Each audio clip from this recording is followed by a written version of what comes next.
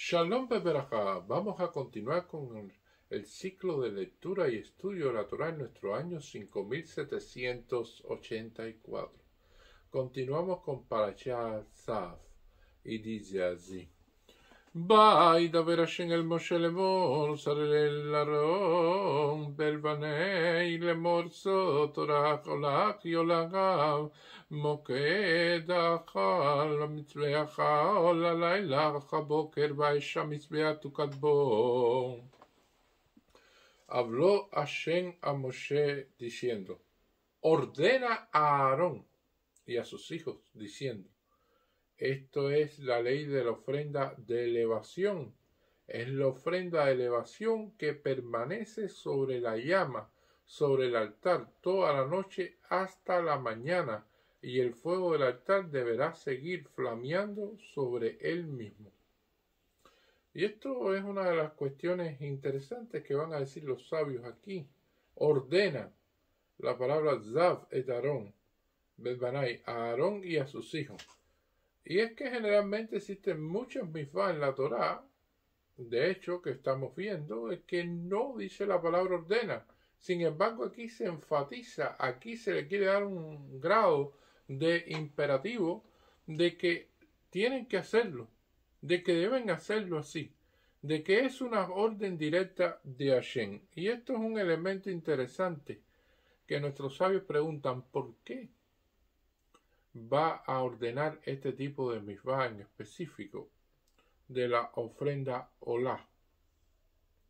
Y la cuestión es la siguiente: es que esta ofrenda es una de las que hay que meter la mano en el bolsillo, o sea que hay que pagar, y que no se obtiene provecho. Y los Kohanim, una de las explicaciones que se da con respecto a esto es que los Kohanim generalmente de distintas ofrendas, es una ofrenda de Shelamim, una ofrenda de Todá, otros tipos de ofrendas, podían recibir un pedazo de la carne de esas ofrendas y podían obtener un beneficio directo de esas ofrendas, pero de esta ofrenda olá de elevación no hay beneficio alguno, se quema completamente. Ya sabemos cómo piensa el ser humano cuando algo se quema completamente o como algo ellos no van a obtener un beneficio. Por lo tanto, de aquí la palabra ordena. Lo vimos inclusive cuando la luz de la menorá, que se pedía el aceite más puro que pudiera existir y que también era una orden. Porque precisamente si la gente dice, bueno, para comer está bien, pero para que sea quemado en la menorá, entonces de ahí la cuestión de enfatizar esto también, porque este tipo de sacrificio como tal, este tipo de corbán, es un corbán que va completamente la Hashem, o sea que es para Hashem, que tiene esa ofrenda, como se llama, de elevación, y en la cual la persona no recibe beneficio. Inclusive porque hay ofrendas que hasta quien los llevaba al Beit HaMikdash recibía una parte de estos beneficios y podía comer de ese corbán junto a los Kohanim que recibían su parte también. Y esto es una de las cuestiones interesantes, porque en la vida lo que cuesta dinero y lo que no se obtiene beneficio a la gente se le complica. Y también es como la gente gasta también los recursos que tiene, porque evidentemente la persona no gasta muchas veces con la cabeza. La persona no adquiere las cosas porque realmente le hacen falta, sino porque se las venden muy bien. O sea, porque hay personas que saben vender, hay personas que saben crear la necesidad y que realmente son muy buenos en lo que hacen. Y por lo tanto le venden inclusive algo a una persona que no le hace falta. Y esto va a suceder hoy en día en el mundo en que vivimos. Es una de las cuestiones que tenemos presente y que tenemos que tener presente en todo momento. Que inclusive hay personas que dicen, bueno, yo en mi país no compro nada, pero cuando voy a otro país que salgo de vacaciones o otra cuestión, entonces ahí no me pesa comprar las cosas, aunque a veces valgan más caro que en el país de origen de donde él pertenece. Porque precisamente está bajo unas condiciones determinadas de que está feliz, está contento, está de vacaciones, está de esto, está de aquello, y entonces gasta las cosas así y gasta el dinero de esa manera. Por lo tanto, que hay que tener en cuenta todos estos elementos para nosotros darnos cuenta de que, como dice la Guemará, que no mandes a tu esposa en un día de ayuno a hacer las compras al mercado. La Guemará especifica eso porque evidentemente si que compraba una determinada cantidad, ahora va a comprar el doble o el triple, porque el día es de ayuno. O sea, esos son elementos que también son psicológicos que afectan el bolsillo de la persona. Y aquí se habla mucho de un lashon sirutz, o sea, se habla de una cuestión de la velocidad, de que cuando se va a realizar esta misvá, la persona tiene toda la velocidad, tienen que apurarse, tienen que ser rápidos, tienen que ser precisos, tienen que ser concisos. Toda una serie de elementos a tener en cuenta en esto. Y nosotros vamos a ver de que en determinadas misvás que se realizan y vemos lo de los gastos que se hacen por otras cosas que no son tan importantes y sin embargo en lo que es importante no se gasta. Por ejemplo, hay personas que preparan un bar mitzvah y para el bar mitzvah buscan el traje más caro. El traje bien caro, corbata bien cara, y entonces tiene que ser un salón grande con un buffet muy especial y que entonces tenga una buena orquesta, que toquen una buena música y todas estas cuestiones. Y se desgastan en la fiesta, ¿no? En lo que puede ser la organización de la fiesta, en el vestuario de ese día, todas esas cuestiones. Pero al final, cuando van a comprar el tefilín de ese niño que hace bar mitzvah, que va a pasar a su mayoría de edad, entonces no, vamos a buscar lo más barato. Vamos a buscar un tefilín que sea de lo más económico posible. No tiene que ser algo tan especial. Y en el talí igual. Talí vamos a buscar algo que no sea tan, se puede decir, tan fino. Sino lo más importante es la fiesta. Y es todo lo contrario. ¿Por qué usted está haciendo bar mitzvah? ¿Cuáles son las mitzvah que vas a cumplir a partir de que haces bar mitzvah? ¿Qué es lo que tú vas a tener que utilizar toda tu vida a partir de que haces bar mitzvah? Bueno, precisamente es el talí y el tefilín. Eso es algo que se va a utilizar todos los días, ponerse de su talí y su tefilín, exceptuando por supuesto Shabbat y Yom Tov, todas estas cuestiones que todos sabemos.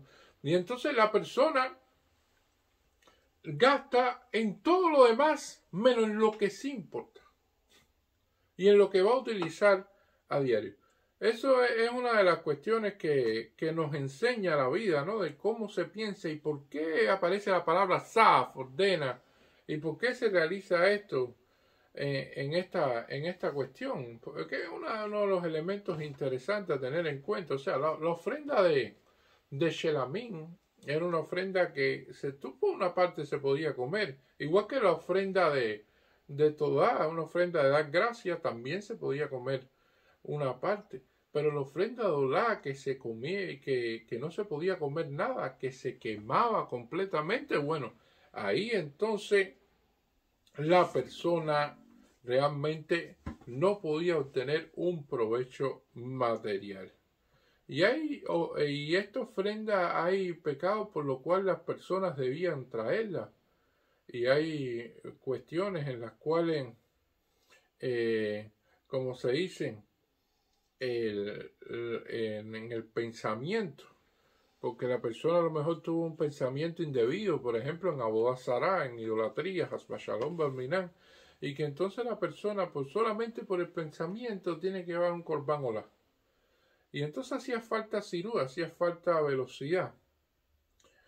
Y el Kelly Yakar nos explica sobre eso, que la persona cuando tiene flojera, que la persona que siente que se levantan cansados, que sienten que viven cansados y que sienten que siempre están cansados, entonces esta es la persona que tenía que entonces ver cuando se realizaban todas estas cosas. No, hacía falta el sirú, esa velocidad, ese ánimo, esa cuestión.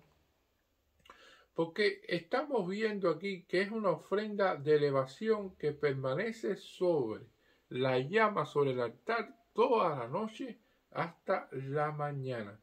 Significa que hay que estar toda la noche quemando el sacrificio. Y son ofrendas que se ofrendan así en ese momento.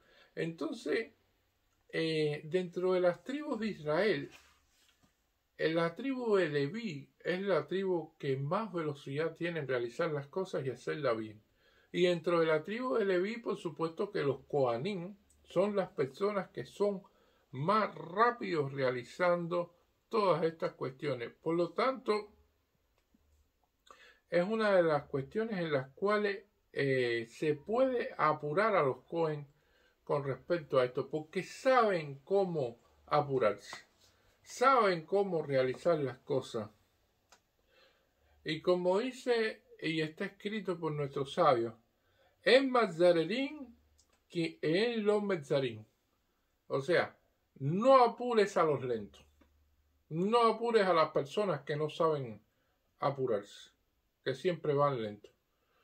Porque siempre la persona que va lento, entonces cuando la apuras, va a ir más lento todavía, porque se va a preguntar por qué lo están apurando. ¿Cuál es el problema? ¿Cuál es la situación? Porque generalmente las personas que son rápidas y que son buenas en lo que hacen, son personas que siempre están ocupadas. No tienen tiempo. No lo pueden tener. Un buen mecánico, un buen albañil, un buen electricista, una persona que sabe y que trabaja bien, siempre está ocupado, siempre tiene trabajo, siempre tiene miles de compromisos. Porque sencillamente la gente los busca y la gente los persigue porque ellos saben realizar bien su trabajo y siempre realizan las cosas con precisión y con rapidez. Pero la persona que es lenta y la persona que siempre está esperando a ver y esto, aquello, esa persona, si trabaja en algo de eso, prácticamente no va a tener el nivel, se pudiera decir, de personas que estén encima de él tratando de que resuelva los problemas, como lo tiene la persona que sí se apura, la persona que sí trabaja bien, la persona que sí tiene todos estos elementos. Y entonces es una de las cuestiones interesantes a tener en cuenta. Entonces es uno de los consejos que dan, bueno, si tú quieres a alguien que sea rápido y que trabaje bien y que lo quieras para algo en específico, que necesite a alguien con movimiento, dinamismo, busca a una persona que sea Cohen. Evidentemente va a lograr esta rapidez. Para otras cosas que sean más lentas, de profundidad, quizás de otras cuestiones, bueno, quizás alguien dentro de Israel pueda hacerlo así. Lo importante en todas estas cuestiones que nosotros podemos llegar aquí a la conclusión es de que la persona se conozca a sí misma. Porque generalmente las personas quieren ser lo que no son. Usted le pregunta a un niño qué cosa es lo que quiere ser y te responde que quiere ser algo con respecto a lo que no es. Y así el sueño de las personas es ser lo que no son. Esos son elementos que suceden en la vida diaria y en lo que sí pueden aprovechar las habilidades que Hashem le dio, los conocimientos que Hashem le dio y pueden profundizar en eso, entonces no lo hacen porque quieren ser otra cosa. Entonces son elementos que a tener en cuenta en esta Perashá Shavua que son interesantes para la vida. Hashem le dice a Moshe, evidentemente, que le ordene a Aarón y a sus hijos, pero que también en este proceso que lo apure es un sacrificio que es desde la noche hasta la mañana y el fuego del altar debe seguir flameando sobre él mismo. O sea, es una de las cuestiones que hay que tener en cuenta aquí. Y no se lo dice al pueblo de Israel, se lo dice a los Kohanim porque ellos son rápidos y saben cómo apurarse, como se lo he explicado hasta este momento. Y esto es uno de los elementos a tener en cuenta porque dentro de lo que estábamos pensando con respecto a esta cuestión es que el ser humano se presiona sobre lo que no debe. Y hay muchas veces que vemos esto. Hay una persona que puede ser muy buena en el deporte y entonces dice, bueno, ya es bueno en el deporte, ya está bien, está aprobado ahí. Pero bueno, ¿por qué tú no estudias una carrera de este tipo, del otro tipo, y algo científico, o algo con esto, o algo con aquello, o yo quiero incursionar en aquello? Y en eso realmente no tiene la habilidad, no fue bendecido con ese don. Sin embargo, no explota el deporte como pudiera explotarlo. Y esos son de los elementos interesantes a tener en cuenta de lo que aparece aquí. Realmente la Gemara nos plantea sobre qué es lo que la persona tiene que estudiar en la Torá. Y entonces la Gemara nos dice que estudie lo que el corazón le pide.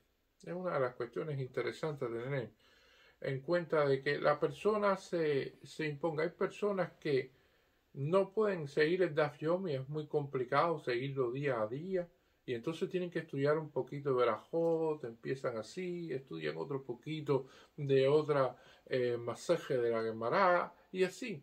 Y hay personas que sí, siguen el Daf Yomi diario sin ningún problema y lo estudian completo y entonces se quedan hasta con ganas de estudiar un poquito más y llegan hasta el Dayomi del otro día. Y entonces hay personas inclusive que pueden estudiar varias páginas al día y con mucha facilidad y que tienen una gran memoria y que realmente te pueden recitar de memoria toda la página de la Gemara, capítulo por capítulo, sección por sección, o que tú le enseñas un pedacito de la Gemara y ya te dice, bueno, y ahora después sigue esto, aquello y lo otro. O sea, hay personas que han sido bendecidos con esa cuestión. No es para todos, pero bueno, cada cual hace de acuerdo a lo que pueda hacer. Lo importante es hacer algo. Y esto es una de las cuestiones que vamos a ver aquí. Aquí nos va a llamar mucho la atención la expresión So Torah Aola. Entrar en el So es una cuestión demasiado elevada, no la voy a tratar aquí, pero lo que dice Torah Aola, o sea, no todas las misfot y no todos los elementos reciben la cuestión de Torah. O sea, son pocos los que reciben este nivel de misfot a este que le ponen Torah Aola. Y esto viene dado ¿por qué? Porque en este caso en específico, el que estudia la Parashá Shavua, estudia esta Parashá Zav, estudia el sacrificio Olá como se hacía, usted es como si estuviera realizando el sacrificio. Sí, así es. Es como si usted estuviera realizando el sacrificio. Y esto viene por el propio Abraham Avinu. Cuando Abraham Avinu le preguntó a Shem, bueno, ¿qué va a pasar con los hijos de Israel, con la descendencia mía? ¿Qué va a pasar cuando cometan errores y haya problemas? Dice, bueno, para eso están los corbanos, van a ofrecer los corbanos. Y Abraham Avinu responde, dice, bueno, sí, van a ofrecer los corbanos y están los corbanos, pero cuando no haya el Beit Hamikdash, en ese periodo de tiempo, ¿qué van a hacer? Dice, bueno, cuando estudien en esta porción los corbanos, es como si ofrecieran el corbán, porque precisamente están estudiando esta cuestión. Y es como si la persona ofreciera el corbán como tal. Y así el estudio viene en muchas leyes. Leyes las cuales se complementan y se explican unas a las otras. Y esto es para poner un ejemplo de que cuando prendemos la vela de Shabbat, cuando prendemos las nerot de Shabbat, ¿qué hacemos? Le hacemos la bendición el viernes, le alin el Shabbat, pero es viernes, todavía no es Shabbat, pero la prendemos antes. Entonces, ¿cómo es que prendemos las velas si es viernes? O sea, es una de las preguntas que podemos hacernos. Todavía no es viernes.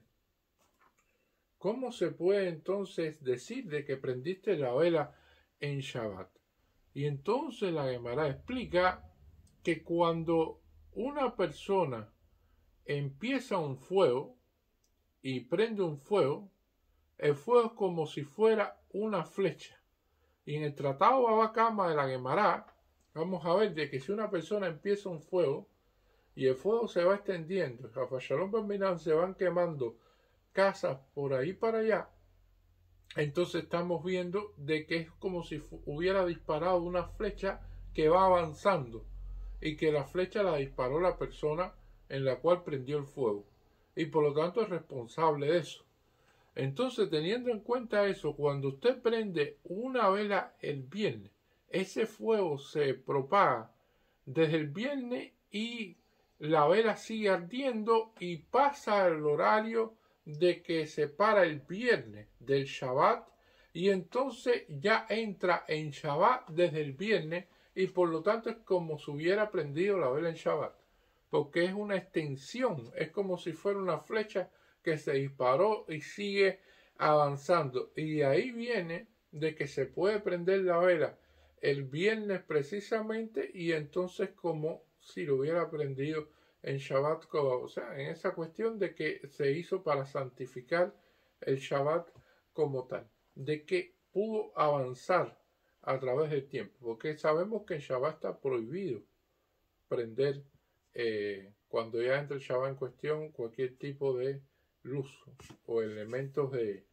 electricidad. Entonces cuando vemos eso nos damos cuenta de que a partir de una explicación que trae la Gemara con respecto a lo que tiene que ver un fuego y pérdidas materiales, se puede llegar a una conclusión con respecto a las velas del Shabbat, por qué la podemos prender el viernes y cómo se extiende eso como si fuera una flecha hasta el Shabbat como tal, teniendo en cuenta de que se cumplió con la misvá en cuestión. O sea, son elementos interesantes de cómo se interconecta una cosa con la otra. Y esto así es muy importante. Ahora que estamos avanzando en este periodo de tiempo que nos estamos ya preparando para Pesaj, que llega a ser muy pronto, un mes existe entre Purim y Pesaj, y que así como el pueblo judío cumple con su Torá, que cumple con su misvot, que así Hashem nos traiga el Moshiach Tzidkeinu y que pronto sea reconstruido el tercer templo de Jerusalén. Amén y Muchas gracias.